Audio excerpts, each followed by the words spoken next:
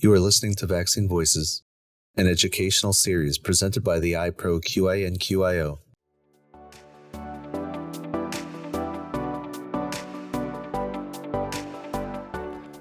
Welcome to the sixth and final installment in IPRO QIN-QIO's series on applying motivational interviewing, or MI, in long-term care settings. My name is Jeff Weatherhold, and I'm the host for this series. I am a motivational interviewing trainer and coach, and the principal at MI for Health. Motivational interviewing is an evidence-driven approach to support individuals in moving toward positive behavior changes. MI practitioners seek to identify and strengthen an individual's own reasons for change, their intrinsic motivation, while addressing the obstacles and challenges that make it hard for them to change. We hope this series will help you incorporate MI into your own practice. In the series, we're going to cover a range of cases that represent realistic depictions of different forms of vaccine resistance in long-term care settings. For each of these, the interviewer will be a director of nursing within a long-term care organization. The interviewees will be different each time and will reflect the diversity of backgrounds, roles, and perspectives that we encounter in long-term care settings. You can find more information on motivational interviewing and this series by clicking on the Wave button at qi.ipro.org or by visiting miforhealth.com.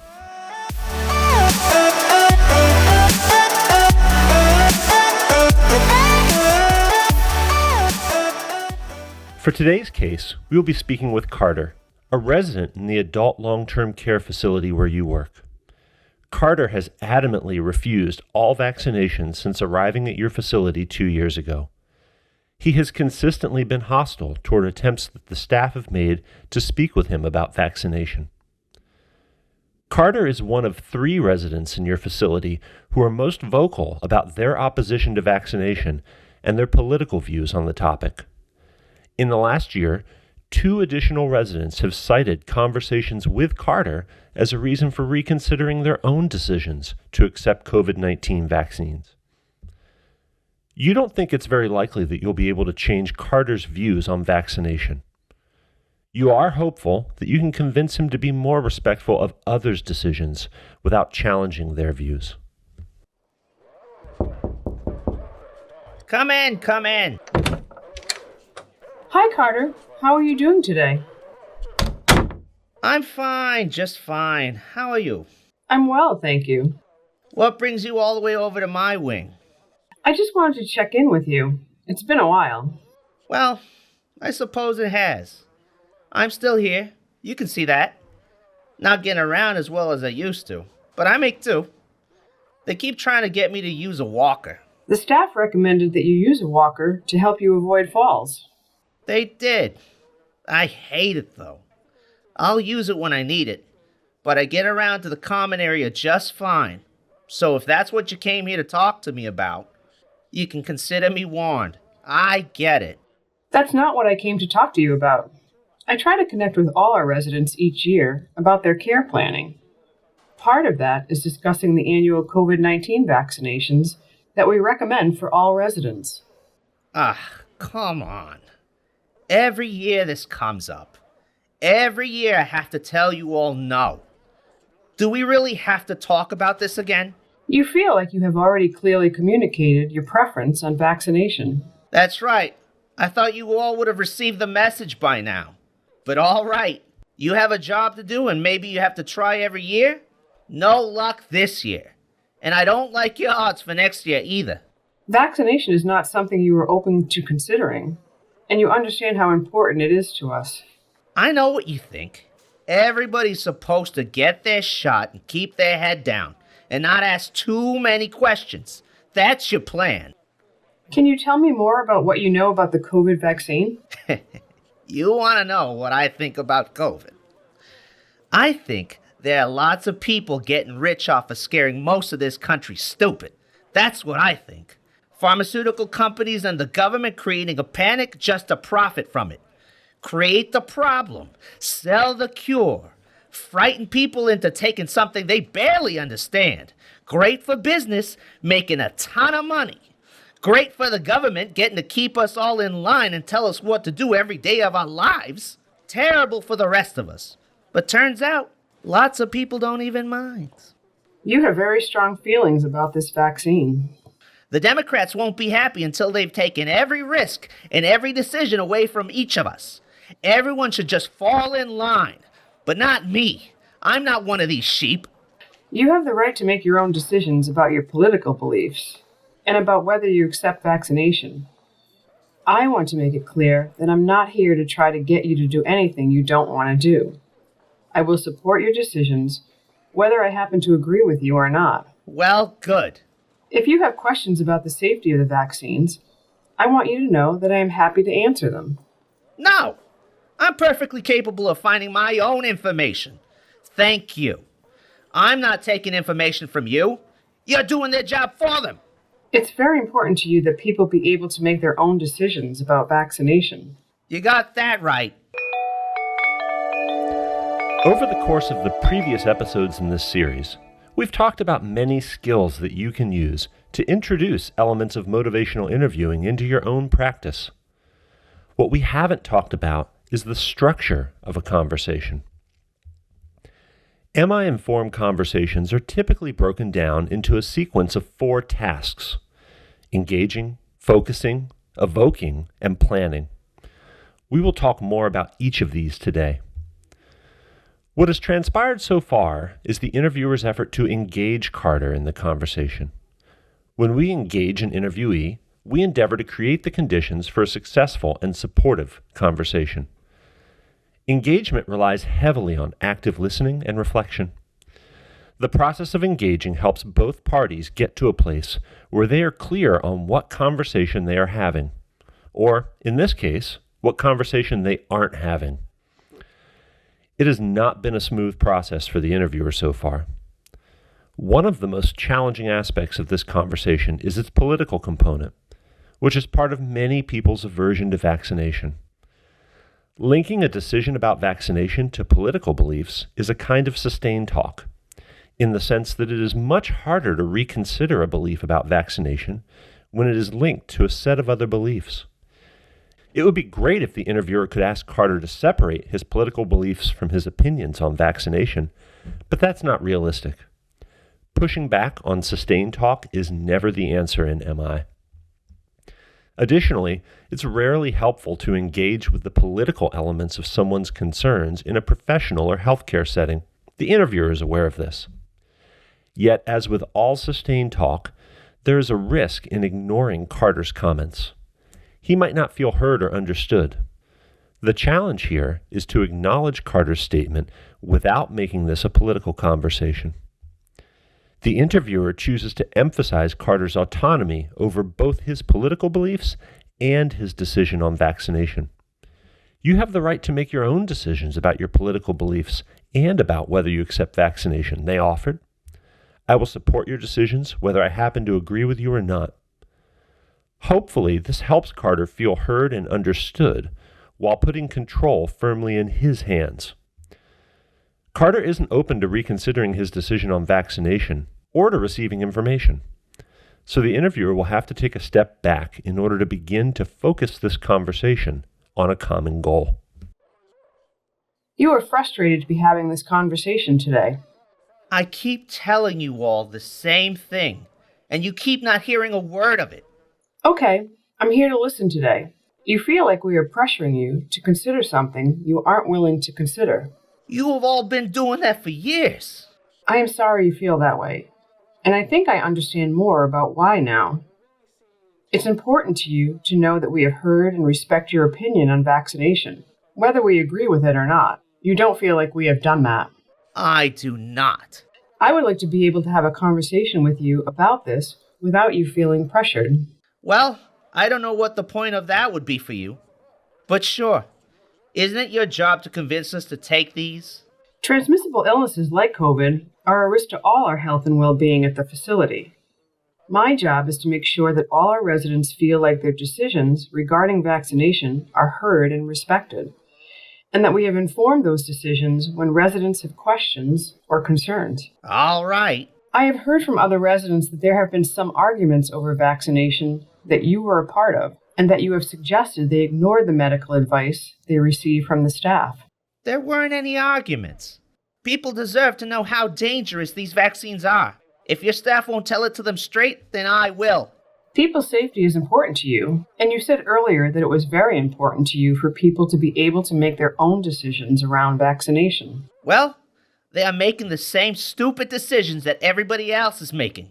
Some of them ought to know how to think for themselves. You need to agree with an opinion in order to respect it. No, absolutely not.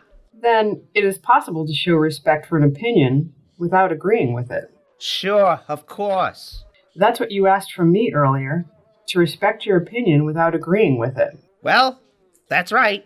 Tell me about what that looks like for you. Do you have friends here at the facility that feel differently about vaccination than you do? Sure. Pete and I play cards together all the time. His daughter's a nurse, and he listens to everything she tells him to do. She's towing that company line just like the rest of you. Do you and Pete talk about vaccination? Not anymore. I just leave it be. I know he's not suddenly going to start ignoring her. No need to spoil a good card game. It's okay to disagree with someone's opinion on vaccination, and it is helpful to have boundaries to make sure that disagreements aren't disruptive. That's the way that you and Pete respect each other. I suppose so. I mean, you can't change everyone's mind.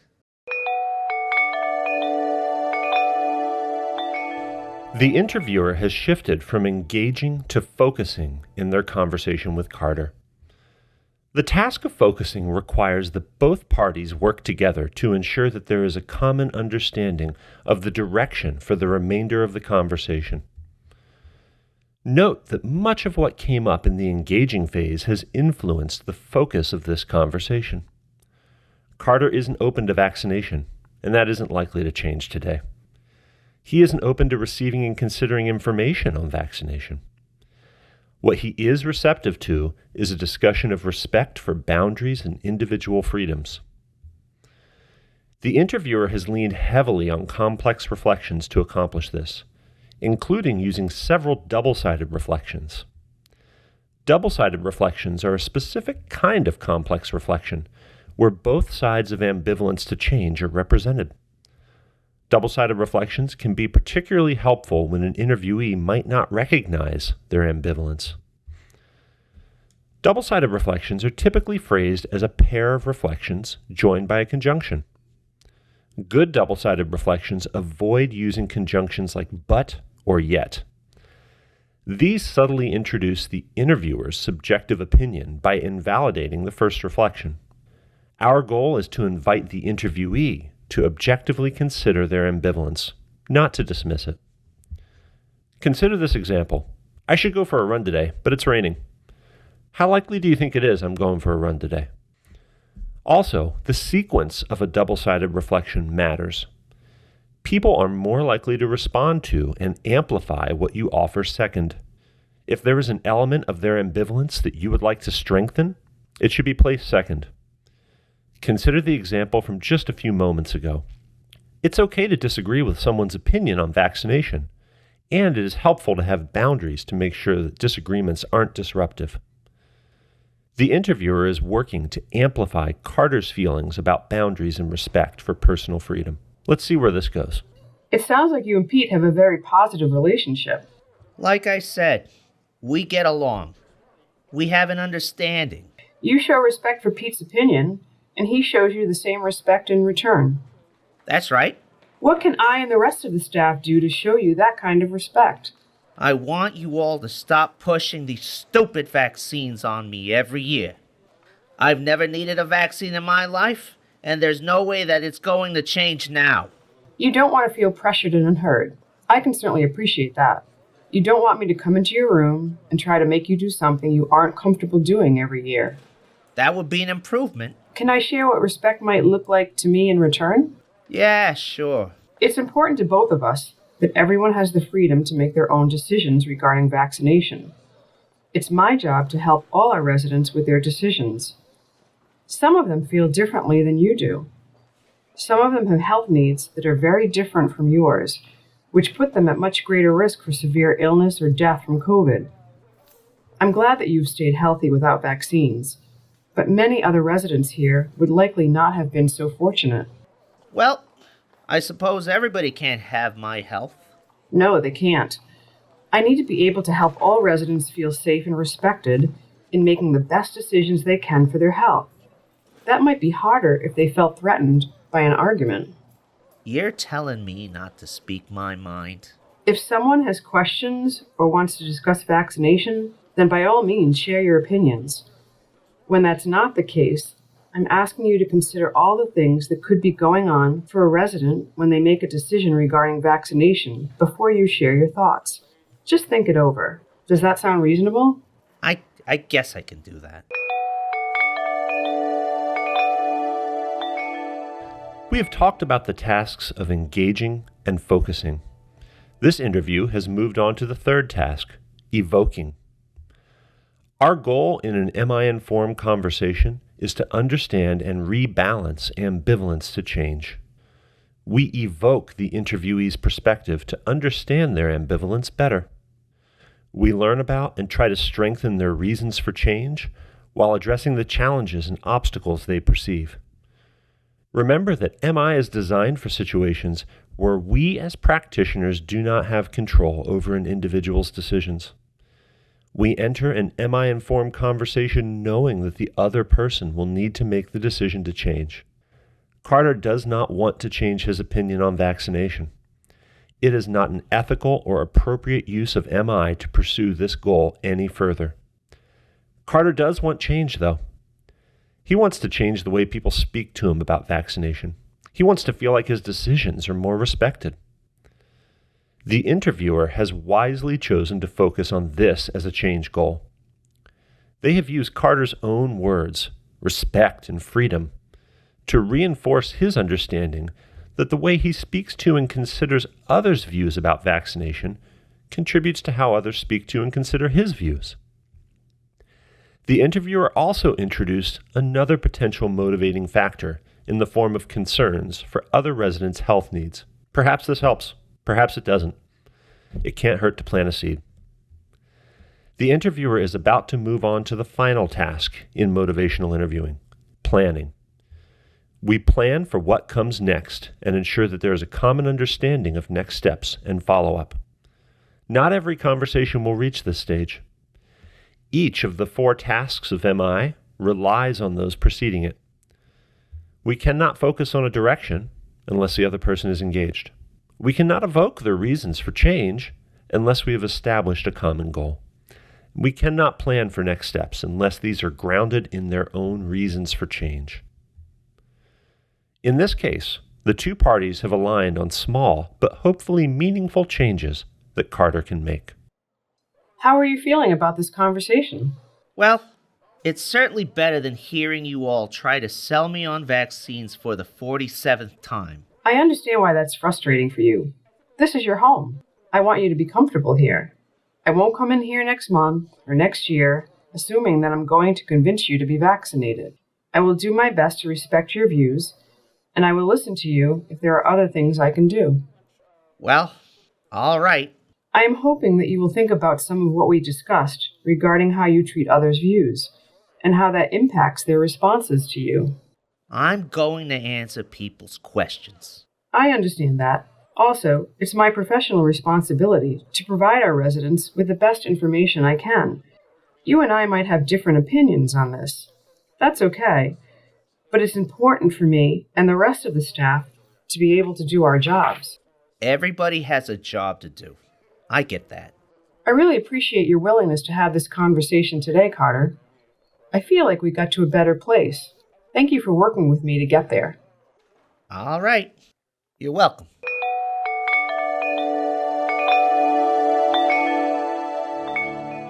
This was the final episode in IPRO QIN-QIO's series of audio learning modules on applying motivational interviewing in long-term care settings. We have listened to and discussed a broad range of perspectives on vaccine resistance across 6 very different cases. We ended with perhaps our most challenging example. Carter holds strong views about vaccination that he isn't likely to let go of anytime soon. Changing his mind on vaccination is not a realistic short or midterm goal. MI can help us navigate conversations like this and find our way to the change that the interviewee is willing to make. Carter may or may not change his approach to discussing vaccination in meaningful ways because of this conversation. Some skepticism is warranted. If nothing else, the interviewer had a more successful and supportive conversation with Carter than any that preceded it. This sets the stage for more open and constructive conversations in the future. That, in and of itself, is valuable.